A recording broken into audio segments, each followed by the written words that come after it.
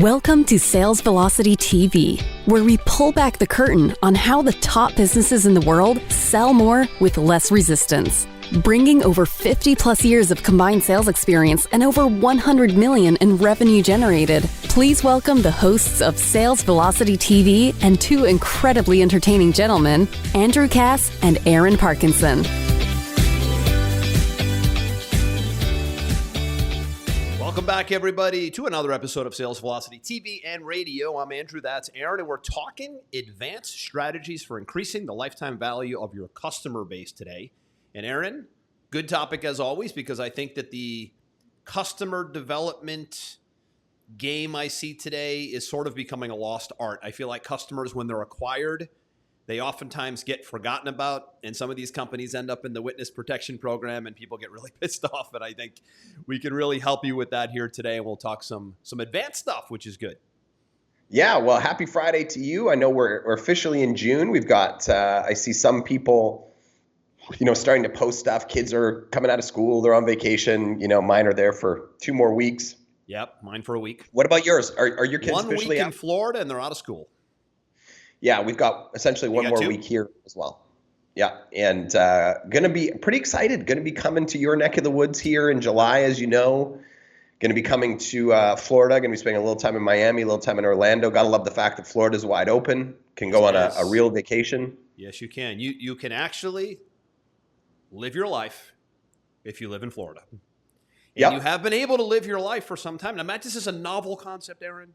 Here in the U.S., I know you're in the Cayman Islands. This is a novel concept here in Florida since at least last October. You were given the right as a human being and an individual and as a resident of the United States to make a choice for yourself to either go out, social distance, do business. You actually could choose for yourself, and a politician didn't have to choose for you. It really is a novel thing. I mean, it just is. And you know what? I've been looking at hotels and rental cars and all that stuff, and go figure. You could actually assess your own risk as a grown adult. Well, and go figure they're all booked. You know why? Because everybody's going there. Because everybody's going there. Yeah, you can. Interesting. We joke about this, but I live here. I'm a Florida resident for 15 years now, and I'm, like I told you this, I'm moving out of Miami within the next year because the city of Miami, where I live and where we're based, is now like the incoming volume, and it's North and South America, by the way, right? So it's like it comes like this now, it comes north and south, is almost unbearable because the freedom that has been maintained in Florida, Texas is the other state, but it isn't a big vacation spot, right? The freedom that has been maintained by DeSantis in Florida just has people coming in droves, and it's really tough for us residents because everything's tourism and partying and vacationing, and it's like, is this like spring break thing ever going to end? Because it's normally 3 weeks, it's been 3 months. So we're like, well, it's if tough, you remember man. What happened after the Spanish flu, and we've talked about this before, it was the roaring 20s after the Spanish flu. Economy's pen cranking people up. You keep them pent up for a year, 2 years, and then you open the doors. Everybody's like, man, I just want to go out. I want to see people. I want to spend money. I want to put money into the economy. One of my friends was at one of the big malls. I can't remember the big Mall of the Americas Florida? Or whatever. In Houston, Galleria Mall in Houston. Oh, in Houston. Last week, because obviously Texas is open. Texas is. They said the Louis Vuitton store had a lineup 50 yards long inside the mall. Is that right? Were they keeping like a certain amount of people in the store, or they just couldn't get them in? No, wide open. Just so many people out spending money, happy to be out, money in their pockets. Maybe some of it's helicopter money, whatever. A little bit of both. But just like there's a lot of monopoly money in there too. I got to spend some money. Yep. I got to go out and be a normal human. Absolute craziness in these places that are open, and it's going to happen in every state as time goes on. And it more will and more for things. Sure. It's a good thing. We did an episode. I think it was 3-4 episodes ago. If you're listening, go back. I think the topic escapes me, but it was something along the lines of building your business in a post-COVID environment. That might be the topic, actually. Go back and listen to that because this is a real interesting time where we're going to start shifting into some big consumption modes in a lot of industries. It's already happening. I mean, I think now it's old news. It's not like, oh, the economy's opening. Like it's been happening. But as entrepreneurs and business owners, you want to get ahead of that, right? You want to put all the right systems in place to be able to capitalize on the spending that is happening and probably is going to continue to happen.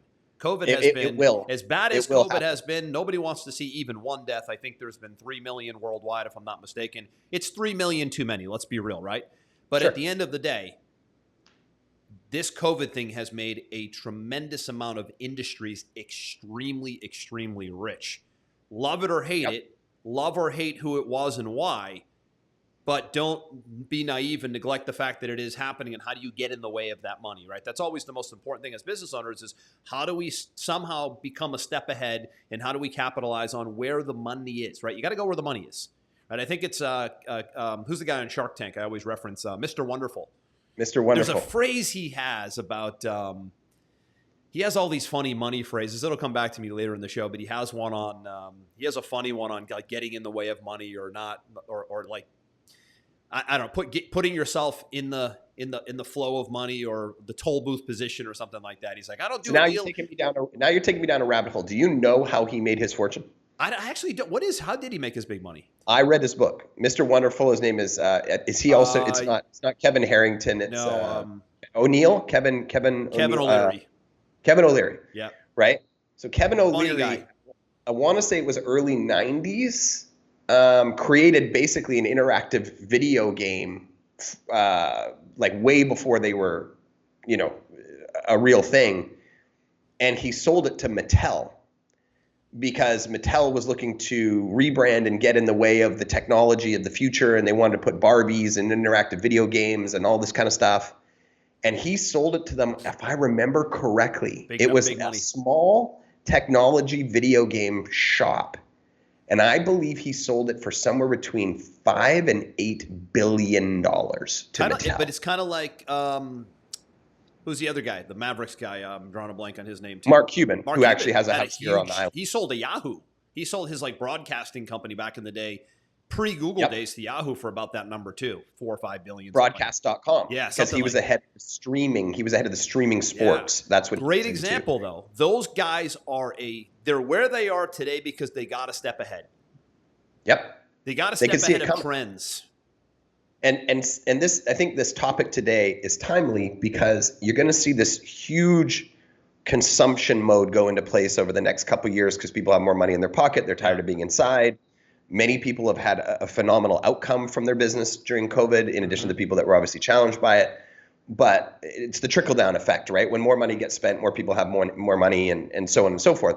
And if you're a business owner and people are in buying mode, right, it actually becomes easier to make sales, so we get lazy, right? Yeah. And what I want to talk about right now is not being lazy. I want to talk about the maximizing the dollar value of your customer. And what we see often is that everybody's so focused on the new customer, today's order.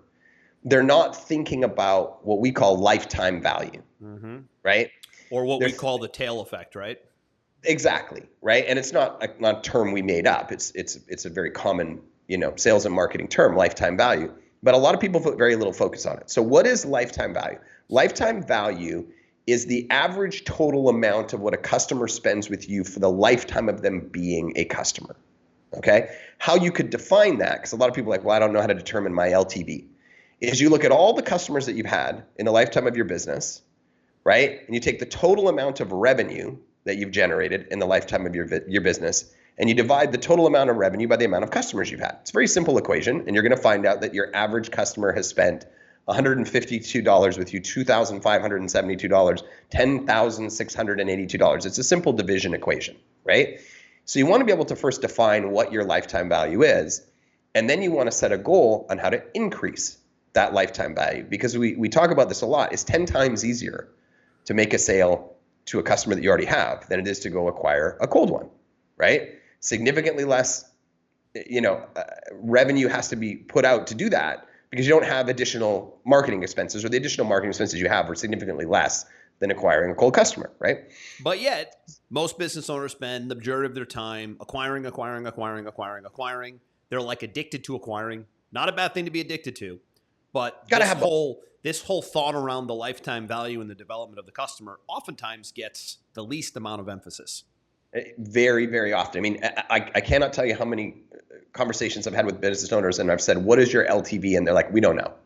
Okay. If you don't know, that tells me exactly how much emphasis you're putting on it, which is zero. Yeah. Which is none. Yeah. Right? And it's free money because there's things you can put into place immediately that will increase the LTV. So you and I, we look at lifetime value broken up into essentially 3 categories, right? We've got the first order, and someone's going to say, no, you said it's not about the first order. It's about everything. Hold that thought. You've got the first order, then you've got the experience, then you've got the future orders, right? It's 3 different tranches. Mm-hmm. So the first one is your first order. Now, where we see this a ton, I especially see it with our e-commerce clients, people who are selling clothes and shoes and nutritionals and widgets and whatever, is the very first question I ask them is, what is your average order value? And what I mean by average order value is the total amount somebody's spending on that initial purchase. The first transaction. The first transaction, right? So they'll say to me, well, my average order value of my first customer is $72.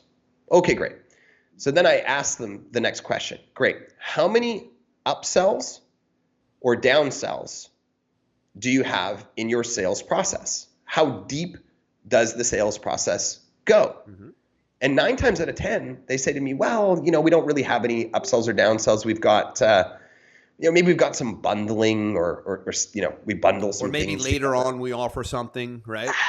And it blows my mind because when somebody's in that buying journey, mm-hmm. right, they've made the decision to buy. There's never a better or easier time to sell to them than at that moment, right? You know that statistically, Aaron, this has been tested for decades. Statistically, absolutely.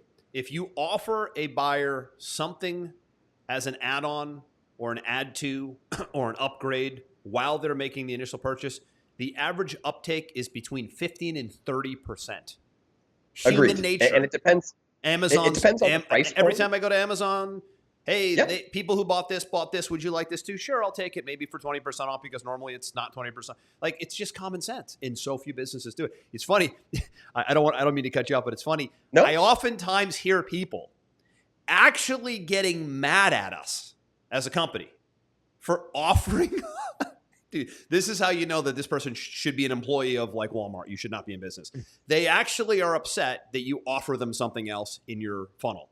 I can't believe you would offer me something else and upsell me. And we're like, is this real life? Like, it does happen. Believe it or not, it happens. People are actually upset by an upsell. You should talk to Amazon. And conversely, how you just talked about this, I don't know, a couple of weeks ago, mm-hmm. where you went and spent all this time and all this research and you got some service done, massage or something, you had something done. It might have been the acupuncture conversation, right? Might have been the acupuncture. Yeah. And you were angry that they didn't offer you more stuff. I couldn't believe it. I look at that because we're looking at it from a different light, right? We consult businesses on sales and marketing, right? So we're always looking for the best sales and marketing examples. The average person doesn't think anything of it. I was like, when are they going to take advantage of the fact that I'm in here right now? And like you said, Aaron, this is the best time to give me other options and increase me as a customer, right? Increase my value to the clinic.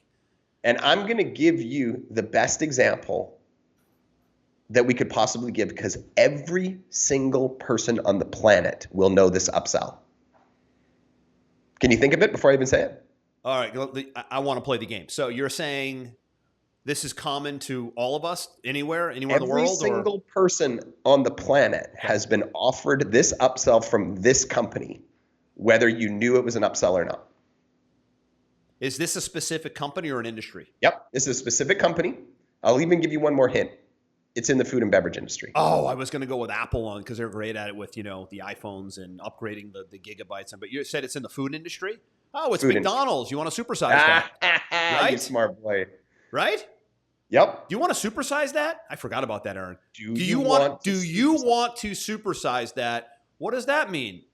Oh, that means that you can get, for an extra $2, you can get a large Coke and a large fry instead of is that something? I don't eat at McDonald's, so I don't know. But this is this was going on in the 70s.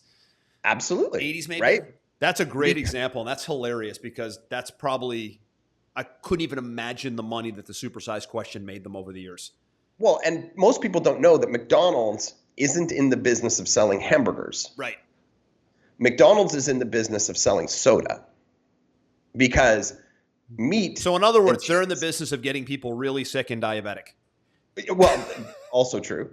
I've eaten a fair amount of McDonald's in my time. So, I'm not going to judge. But I am. You look at their cheeseburgers and stuff like that, and it's like they got these dollar menus. Yeah. And you think to yourself, how can they be selling a cheeseburger for $1, right? But they don't. That's not their business model, because a soda, let's just say that the average soda costs $1.50. Right. Okay. The cheeseburger might cost them 95 cents to make the cheeseburger, right? And they're selling it for $1. So they might even be upside down on it, right? But a $1.50 soda costs them 8 cents. So they want you to come in and buy French fries and sodas, specifically mostly sodas is what drives their business, right? If they can upsell you to a bigger version of the fries and the soda, oh my goodness, right? Originally, it was, do you want fries with that? That was the upsell. And then they tested and they found that would you like to supersize it was even more profitable for them. Was the supersize thing just a bigger amount, or was it different food? I don't even know. It's just a bigger amount. It's just more fries, more Coke. But the reality is for them to increase the size of the fries or increase the size of the Coke cost them pennies. So maybe for them it was like for an extra $2, you can get a large Coke and a large fry. You've already ordered a small and a small. Exactly. Okay, so for an extra $2, I'll take the mass amount. Yeah, sure, right? There is the best example. Like people who are like, what's an upsell? That's the upsell. Yeah. Right? Everybody's had that offered to them in their entire life. And that's how you immediately increase customer value. So that's not even over time. That's right at the inception of that first sale, which is really critical because you can change an entire business and you can change the economics of an entire business by simply getting a bigger transaction from the same person right out of the gates versus waiting. And it's money now, not money in 2 weeks or 2 months, right? That's important. I'm in the buying motion. I'm hungry right now. Would you like more food? Yes. Okay, great. Right? Like I'm in the buying process. That's the best time to pitch somebody. And then you'll see them rotate sometimes where you don't go to McDonald's, but once every. You're asking the wrong guy anything about McDonald's. Wrong guy, right? But about once every 6 months, they'll go through like a little trend of like, would you like to add an apple pie to that meal today? Right? I don't know what their conversion is, but I bet you it's 1 out of 10 people. Well, listen, Aaron, right? the McDonald's thing is fine, but how many times, I don't know how often you eat out. I eat out. I like to go to really nice restaurants. You do? Okay. So I like to eat out, and I don't eat out at fast food places. I eat out at restaurants. We sit down, we have wine, we eat, and we do that probably 2 days a week, right? Maybe 3 days a week, depending on the week, right? And I'm begging these restaurants, like, why wouldn't they supersize something? Like, why wouldn't the waiters be trained in a business to go like this? So that you place the order and they go, listen, just so you know, tonight we're running a special where you can buy a bottle of wine and get 20% off if it's a red, or you can add an entree for your third entree is 50% off. Like they don't do any of this stuff. It's just what you see on the menu, take the order, go. And would you like to add a lobster tail to your steak dinner tonight?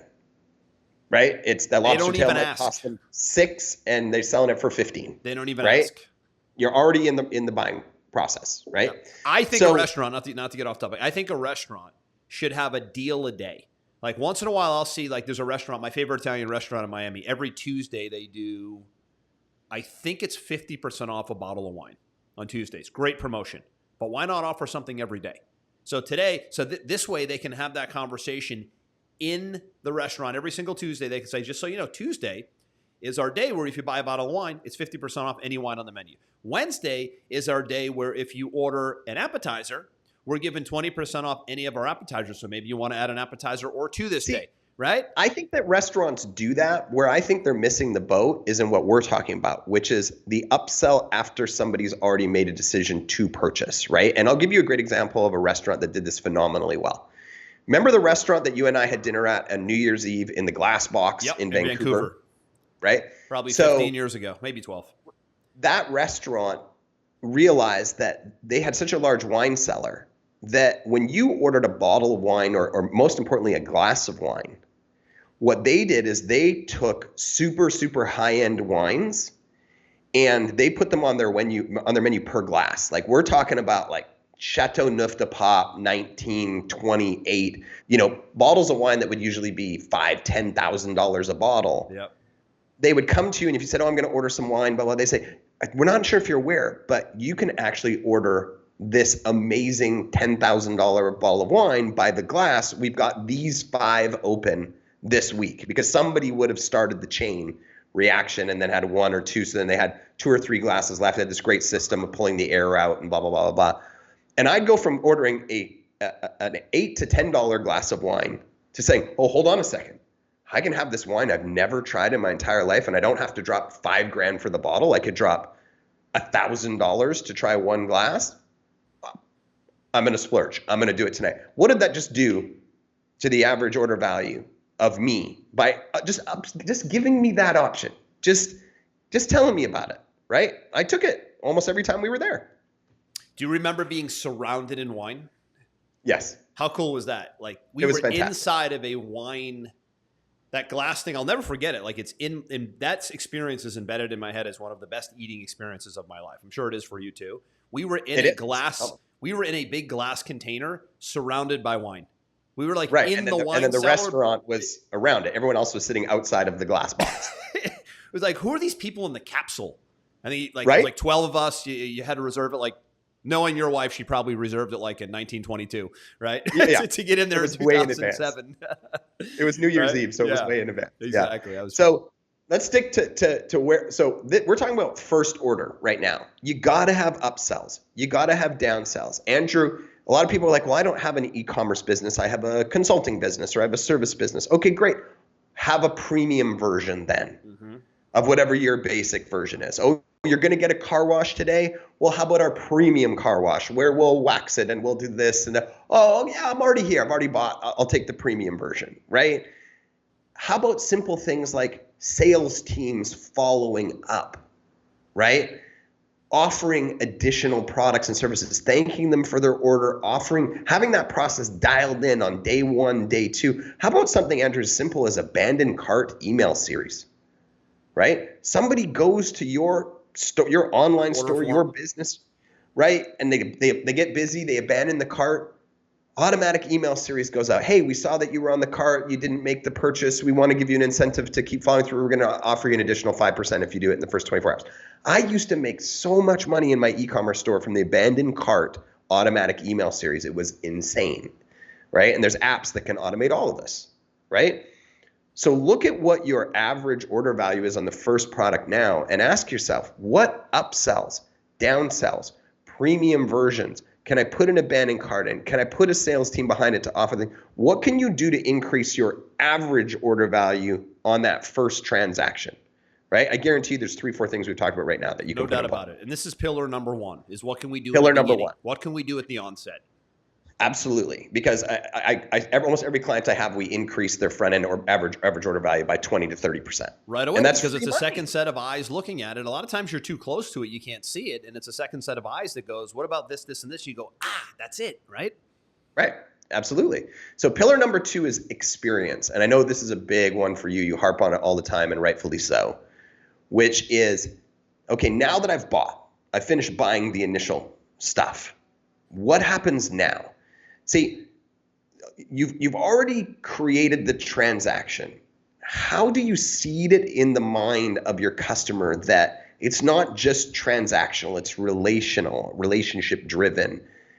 I want you to be a fan. I want you to know that I care about your transaction with my company so that you come back and you buy more and more and more in the future. We've talked about Ezra Firestone, who's a friend of mine, who's a great example of this. First year he had his store, he had like 10% of his total sales were return customers. By the 3rd or 4th year, it was like 60% were return customers. That's free customers. There's no marketing there. They're coming back because they loved the experience, right? And the experience comes down to what you do and what you say after that transaction. For us, it's onboarding, it's follow-up, it's outbound call, it's SMS, it's email, it's survey, it's sales team follow-up. There's so many different elements to this experience. I don't want to keep talking. I want to sort of pass it back to you because this is a big part of what you believe in. Direct mail. Oh my goodness, there's so many things. Yeah, and it's touch points, right? Somebody also wants to know that when they've bought something, they aren't forgotten about. When they bought something, they want to know that there's resources, support, help, advice. That's a big piece of the puzzle, is because a lot of times, and it really depends on how sophisticated your sale is, right? If you have a really high ticket sale versus a really low ticket, small end transaction sale, it might be a little bit of a different customer experience. But we did an episode on customer development strategies, which is, somewhat there's a little bit of overlap here. Lifetime value goes into that conversation as well. And if you can figure out how to engineer a good experience, then what happens is they want to know, what else do you offer? I feel good about what I bought already. You made me feel good. I like the product, but now I like the way you handle me within the product. So now I'm open-minded more so than ever to what's next, or what's different, or what could be a complement to what I bought. But if you bring a customer in and you just kind of keep it like everybody else, and maybe just send out an email that says, hey, welcome to the whatever service, we think you'll love it, and you're on to the next one, then they kind of feel forgotten and a little bit neglected, and they're not as open-minded to buying something else. Therefore, your customer value path becomes a little convoluted, right? You don't have that open path that well, and they don't become raving fans, right? They don't become people that are telling all their other friends how amazing their experience was, and anytime their friend says, well, I need an XYZ, they're like, oh, I got my XYZ over here and it was amazing. And an example that of a company that I think does an amazing job of this, and I'm sure you have a whole bunch in your head, is the Ritz-Carlton. Of course, yeah. Right? I've stayed at the Ritz-Carlton a million times. I lived at the Ritz-Carlton for a little while. And every time I go to the Ritz-Carlton, I get to the front door, big smile, welcome. Hello, sir. How are you today? The gratitude of me being there makes me feel so special. The people at the front, they're telling me about the services. Yep. They're asking me all these questions if I need any of these things. They're super friendly. They're super, switched on. You go into the rooms. They're always dialed. They've always left a gift for you.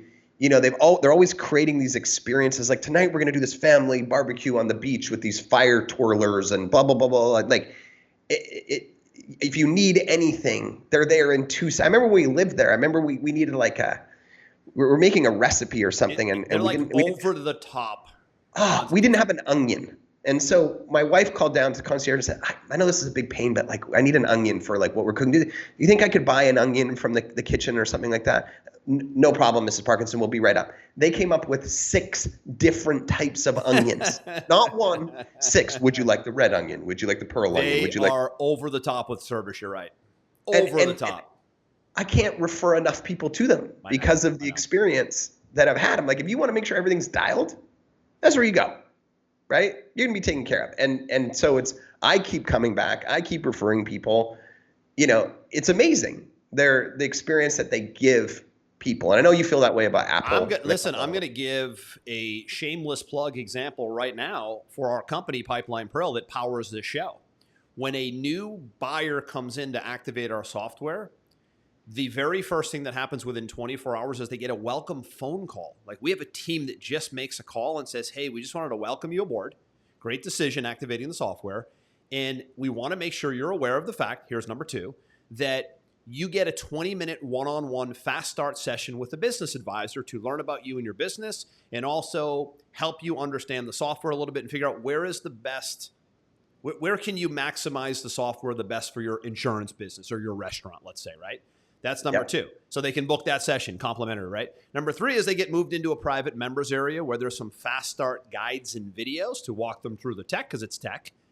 And then number 4, I think I'm on 4, and there's more than 4.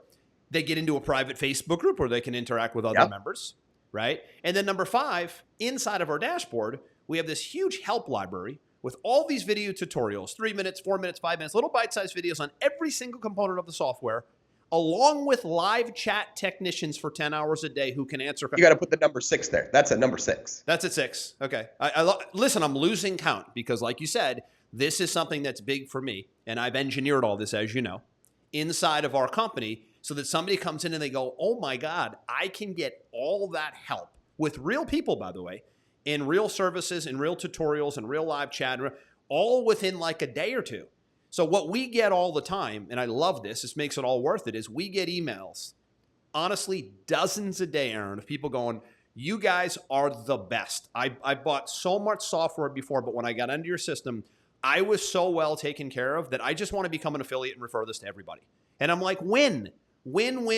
That's how we do 2 things. We keep that customer for a long time, number 1.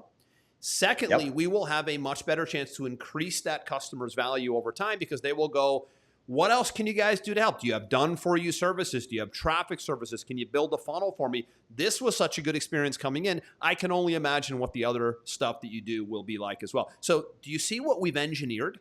That was not an accident, right? We're talking about increasing customer value. We have specifically engineered that experience, that wow factor, the second a buyer comes in the door. That's really important. I don't care what business you're in, you can do that, by the way.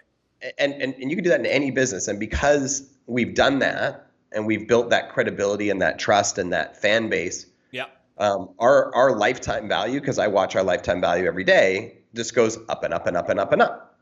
Exactly. Right? Because people are happy. They want to buy more things. They want to have more experiences with our company. And you know what's funny about that, Aaron? You would think that what I just went through right there, like we would be done.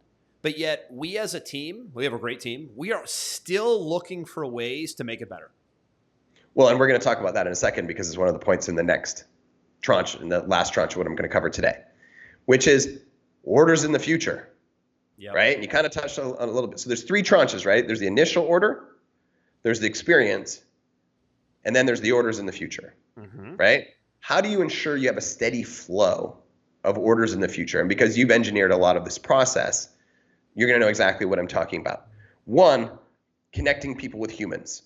Diagnosing their problems, giving them solutions and opportunities to buy other products and services that they might also be fans of. Ongoing email marketing campaigns, keeping them up to speed with your product launches, with information about your industry, with customer success stories and reviews. It's that constant communication stream, right? SMS, if that's part of your process, right? Because SMS is huge.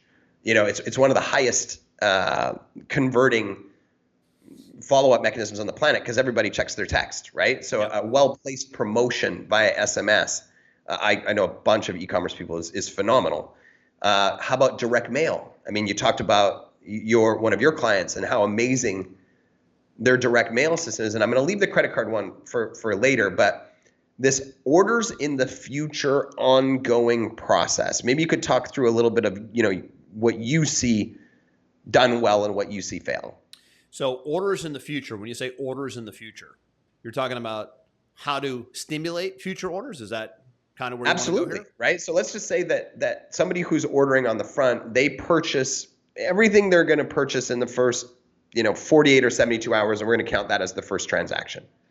But ideally, you want that client purchasing stuff for the next 2 to 5 years. Right? How do you put things in place to ensure sales happen for the next 2 to 5 years? Yeah, I mean, it's follow-up is what it is. It's communication, it's follow-up, it's systemization. It's also people, like you said. I mean, it's a big people play, right? If you don't have real people reaching out, with all this tech that we have today, sometimes it gets in the way, right? Sometimes people lean on tech too much. I think tech is it's a double-edged sword. You need it for some automation and some leverage, but if you don't institute real people to create real relationships and make real outbound calls and connect with people and really get on the phone with people or get on a Zoom with people, it's going to be hard to really get to a big lifetime value. You won't get to a huge lifetime value just sitting behind automated emails and automated text messages. That's a piece Although of it. They will help. They will help tremendously. Significantly. Significantly. In fact, you can't do one without the other, right? You need automation and you also need people. So if you can merge automation with people, new school versus old school, pre-internet versus post-internet, and you can engineer a process where, I don't know, maybe when a customer is with us for 30 days, we then move them into a campaign that talks about adding this product. When a customer is with us for 90 days, maybe we move the conversation, and a lot of this can be done by email, text, and a follow-up call. I think as an example I can give you right now is I think Christina, who does our welcome calls, I think she is teed up at a 30 and a 60 day to make an outbound call to offer someone something else, right? There's some stuff we're working on and some massaging and tweaking we're doing right now. But those are little pivot points, right? So where in your process, where in your business is there a 30-day, 60-day, 90-day mark where you can go to that person, check in, offer them something else, or move them to maybe a check-in session that then can get moved to check in, see what's going on, but then say, hey, at this stage in the sales cycle, we see our best customers go do this maybe, right? And maybe offer them. Or even something as simple as, and I see a lot of people overlook this, how many national holidays are there per year? 12, 13? Something like that. something like that, right? Even just creating a little promotion around those holidays as the bare minimum, right? Yep. Hey, happy Memorial Day, in honor of our fallen troops and blah, blah, blah, blah, we're going to give $1,000 away to the XYZ charity, or we're going to do a promotion. We're going to give 10% off on anything in our catalog today, and for every order, we're going to give $5 to the Wounded Warriors Foundation or whatever. You put just a promotion about something relevant out via email, via SMS, via ad, whatever, to your current client base. People buy. They buy every time, right? And that instantly increases your lifetime value. That's like the bare minimum, like, laziest thing you could do, and it would instantly add money to your bottom line. Yeah, and it gives you a date to work with. Holidays are great because they give you a date and a deadline to work with. But you're right. So few business owners stimulate the back end. They don't stimulate enough repeat buying activity. And when you don't stimulate enough repeat buying activity, eventually your margins start to get condensed, because you and I both know that it becomes harder and harder to acquire new customers. Today, it's going to cost more and more over time. It's just inflation. Media is inflation, right? It's going to cost more and more money to acquire a customer over time, until that media source sort of fizzles out and maybe it becomes not as relevant. But if you want to be in the most relevant places, it's going to be pretty tough and pretty expensive to acquire a customer. So if you're not doing all you can on the back end with the customer and the experience and the development and increasing customer value, you are kind of held hostage to just acquisition, and you want to be like a very balanced portfolio. We're acquiring customers, and we're right on top of our cost per acquisition, and we're managing our customers really well, and we're right on top of our lifetime value. And that right there, success leaves clues. The best businesses in the world know those two things more than anything else. What is it costing us to get a customer? Let's keep an eye on that number. And what is our lifetime value? What's our average order value? Right, yeah. What's our average order value on the first kind transaction? Of a subtopic of, yeah. And what is our lifetime value? And what are we going to put in place to decrease our cost per acquisition, increase our average order value, and increase our lifetime value, right? When you start focusing on that kind of math, man, would you be shocked the amount of money you find. And I would say, listen, if this somehow sounds a little bit like a foreign language to you, don't get stuck in the weeds. A lot of times people hear this and they're like, well, what about the tech and how do I do this? And I'm worried about my, am I using the right email provider or the right CRM, or I don't have a team. Like stop, right? Like stop getting buried in the tactics and just think about the strategy we just laid out, right?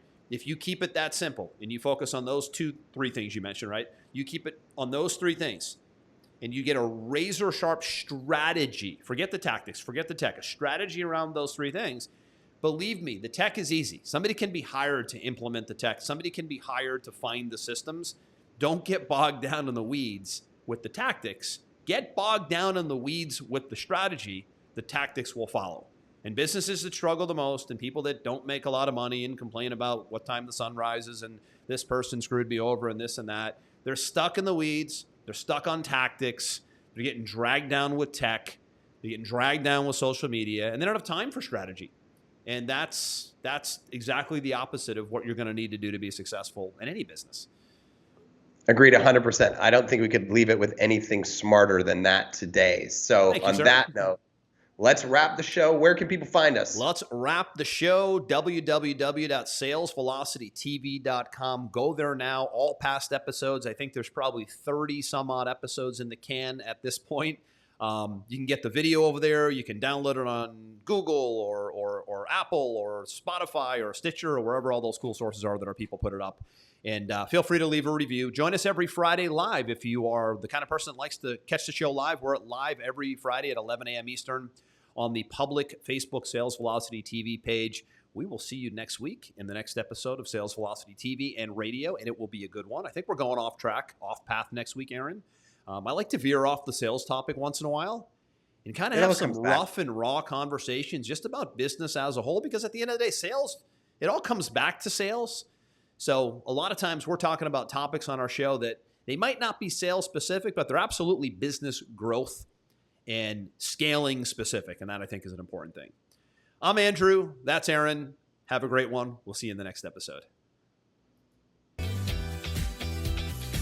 We hope you enjoyed this episode. Sales Velocity TV is powered by Pipeline Pro, the ultimate all-in-one sales pipeline management and marketing automation platform that makes all others obsolete. And we can prove it. Take a tour at gopipelinePro.com. See you on the next episode.